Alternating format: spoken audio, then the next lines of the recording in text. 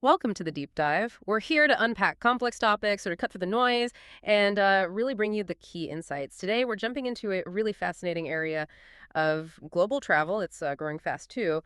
The world of Muslim women travelers, our focus. It's the safest destinations for Muslim women travelers 2025 report. Yeah, it's a key part of that bigger global Muslim travel index, the GMTI 2025. So our mission today is pretty clear. Figure out what makes a destination truly safe and, genuinely welcoming for this really influential group and see what the latest rankings are telling us. Yeah, and what's immediately striking, and the report really highlights this, is just the scale, the influence of this group. I mean, we're talking almost half, 49.3% of the global Muslim population.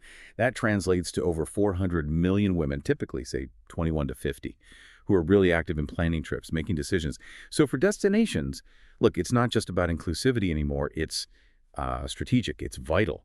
Getting those priorities right, comfort, safety, services that align with faith that gives them a real competitive edge. And the report checks this using specific criteria.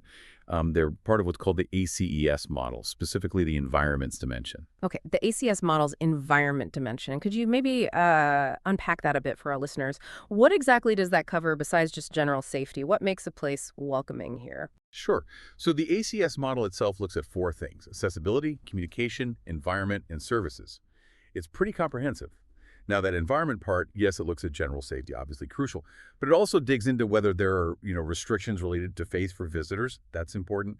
It even factors in things like sustainability commitments and, well, how the destination scores overall in the main GMTI index. The whole idea is to get a full picture, like how comfortable and respected will Muslim women travelers actually feel there. Got it. That makes total sense. And thinking about comfort and respect, it really leads us straight into the main findings, doesn't it? Because the value, the influence of this market, it's huge. And like you said, this isn't exactly brand new. The groundwork was laid back in 2019, wasn't it? With that big Muslim Women in Travel report, the MWIT one. That report really hammered home the economic power. We're talking 63 million travelers spending something like, what, $80 billion back in 2018? And it showed Muslim women aren't just going along for the ride, they're often the ones driving the planning, especially for family trips. You really can't overstate that influence on tourism globally. What's also interesting is how they travel. Sure, about 71% are with family, but look at this 28% travel solo and 29% in all female groups. That signals a whole range of different needs. So, with this huge influential group, what specific needs are we actually talking about? Is there a way to sort of categorize them? Yeah, that's the key question, right? And that 2019 MWIT report gave us a really useful tool for that. It's called the PAINS model. PINS. It breaks down 5 core concerns for Muslim women travelers. Understanding this really helps explain why some places do so well. So P is for privacy and modesty, wanting spaces or services that respect personal choices, maybe private facilities, things like that. A is for amenities. Think women-only facility, pools, spas, maybe dedicated prayer rooms. A is about identity. And unfortunately, this can sometimes mean dealing with Islamophobia or misunderstandings while traveling. N stands for networks, so wanting to connect with local Muslims or maybe just easily find faith-friendly services. And finally, S is safety. Simple but absolutely critical. It's a concern for everyone, of course, but particularly heightened for women travelers. The top spots we're about to get into, they succeed because they're addressing these PINS points, whether they state it explicitly or not. PAINS, that's a really clear framework. Okay, so keeping that in mind, let's look at the latest rankings for 2025. We've got some definite leaders emerging again. Malaysia, right? Top OIC destination organization of Islamic cooperation, scoring a very strong 83. And then for non-OIC destinations, Singapore leads the pack with 82. Exactly. And if you map that back to PAINS, you can see why they keep doing well. Take Malaysia. They've built this whole ecosystem, really, that caters very specifically to these needs. That high score shows a mature tourism setup where safety, halal services, they aren't just extras, they're woven right in. They've invested a lot in certified halal kitchens, not just in hotels, but big attractions too. And their tourism boards actively promote things like women-only sections in theme parks or special hours at pools. That hits privacy and amenities directly. That's a great example. Very holistic. What about Singapore then, the top non-OIC one? Well, Singapore scores incredibly high on general safety. That's the S in PAINS right there. Big tick. Plus, it's known for being really multicultural, very robust infrastructure. It just makes travel easy and comfortable. The report calls it best for urban safety and multicultural comfort, which basically means it's a place where different identities tend to be respected and it's just straightforward to get around and find what you need. And it's not just those two. You've got other heavy hitters making waves. Turkey and Qatar, tied for second place among OIC nations, both scoring 80, strong appeal there. Then the UAE and Indonesia tied fourth in the OIC list at 79. And Hong Kong, number 2 for non-OIC with 81. These places get it. They understand that creating that genuinely welcoming feel is how you attract and keep this really valuable market segment. It really is fascinating how diverse that top tier is, both OIC and non-OIC. But what's really pushed this specific focus on Muslim women travelers? Were there specific challenges, specific needs that kind of sparked this specialized index? It feels like this focus has really grown over time. Well, absolutely it has. And it tells you something about how the GMTI itself has gotten more, well, sophisticated over the years.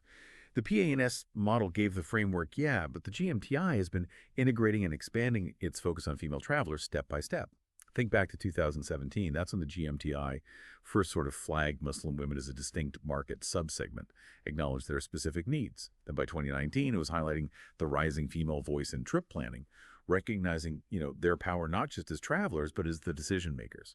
Fast forward to 2022, the report confirmed women make up about 45% of Muslim arrivals. And crucially, that solo and group travel is a major growth area. So clearly not just a passing phase.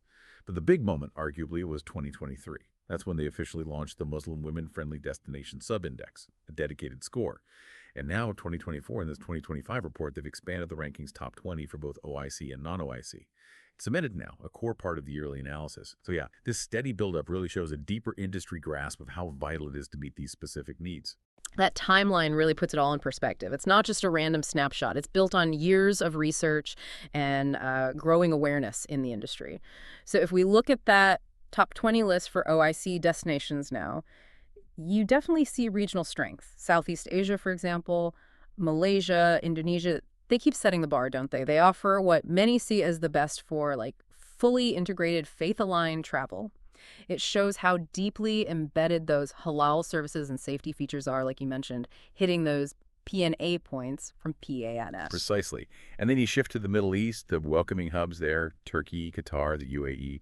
These places are fantastic for combining that sort of modern luxury feel with really high security standards. Their strong scores come from great general safety and notably very few faith-related restrictions for visitors. Makes them top choices, really excelling on the S for safety and generally creating an environment where identity feels respected. It's also really interesting to see Central Asia and Africa making gains. Uzbekistan, Kazakhstan, Azerbaijan, Senegal, Morocco showing up more prominently.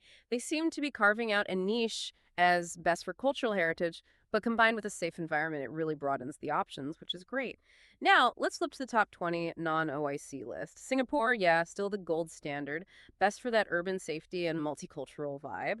But the rest of the Asia-Pacific region is strong too. Hong Kong, Taiwan, Japan, South Korea, these safe havens. What makes them stand out in this context? Well, those Asia-Pacific spots are prime examples of blending high-tech efficiency with really high levels of general safety. Plus, they tend to have minimal faith restrictions. That keeps them right up there. They score particularly well on safety, obviously, and also identity from the PINS model, mainly because they're generally well-regulated places, a fairly respectful approach to different cultures. And it's not just Asia. You see strong performance from Europe and elsewhere, too. Ireland, Portugal, Malta are mentioned, along with New Zealand and Australia. These represent destinations that offer consistently safe environments, but also demonstrate, clear respect for diverse faith practices. Often they do this by building networks with local Muslim groups, ensuring broader inclusivity. Right. So taking that step back, looking at the whole picture, the big takeaway seems to be that this consistent, focused attention on what Muslim women travelers need isn't just a niche thing anymore. It feels like it's become absolutely central, like a key part of a winning global tourism strategy. This market isn't just growing, it's active, it's influential, and it's, demanding a tailored and respectful approach. Absolutely. The whole analysis really underscores how understanding specific cultural faith-based needs can genuinely reshape an industry. It's moving beyond just general niceness to really specific, tailored consideration. And it does make you think, doesn't it?